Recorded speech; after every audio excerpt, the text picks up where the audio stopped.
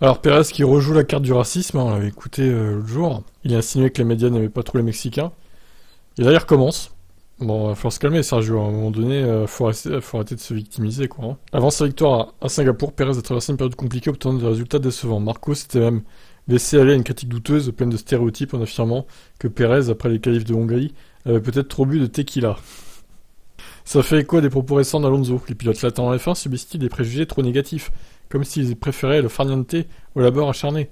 Faut-il d'ailleurs rappeler que le podium de Singapour était 100% latin. Pérez, le clair latin, pas trop quand même. Il est monégasque, techniquement il est pas latino. Sainz ok et Pérez aussi, mais pas Leclerc. Hein. Je suis pas trop d'accord avec ça. Hein. Sur cette stigmatisation des pilotes latins, Pérez est donc allé dans le sens de Fernando Alonso. Oui, il existe des préjugés inconscients, et qui sait jusqu'à Milton Keynes. Chaque fois que vous avez une mauvaise course ou une mauvaise passe, comme n'importe quel pilote, parfois avec les pilotes latins vous pouvez entendre un peu plus de critiques.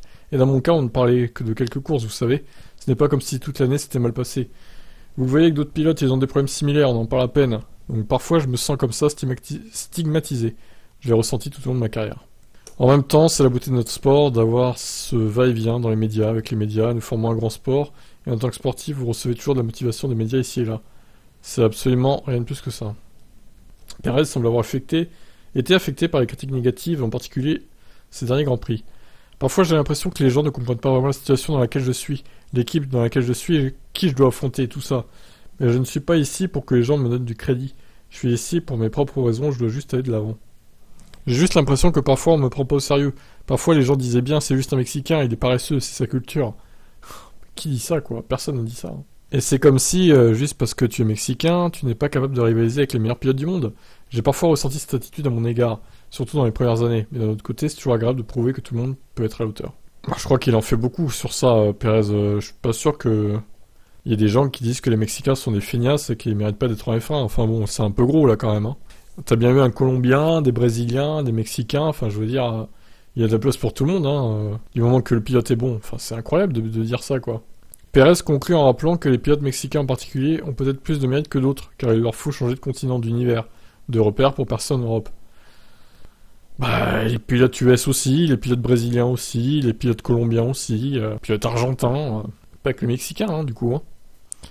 Espère-t-il susciter des vocations dans son pays? Ce serait extraordinaire, juste pour montrer à la jeune génération que l'on peut venir du Mexique et aller jusqu'au sommet. Vous devez venir très jeune en Europe, tout d'abord, pour pouvoir courir avec les meilleurs pilotes, dans des conditions climatiques similaires, toutes ces choses qu'on ne trouve qu'en Europe, et nulle part ailleurs. Il faut croire en soi et croire qu'on peut faire encore mieux que ce que je fais ici. J'espère vraiment que ça encouragera d'autres Mexicains à le faire. Ok. Beau plaidoyer de Pérez, mais après, bon, je suis pas trop d'accord. Hein. Se victimiser comme ça, c'est pas parce qu'il est mexicain qu'il est nul. C'est juste que ces dernières courses ont été mauvaises, hein, il faut quand même le dire. À part Singapour qui est une lueur d'espoir et Monaco dans sa saison, le reste c'est pas très très bon. Hein. Surtout depuis sa victoire à Monaco, en fait, tout est allé en s'empirant. Donc Pérez, écoute, voilà, que te dire d'autre? Bonne chance pour la fin de saison, mais bon, faut arrêter de se victimiser, je dirais. Allez, ciao.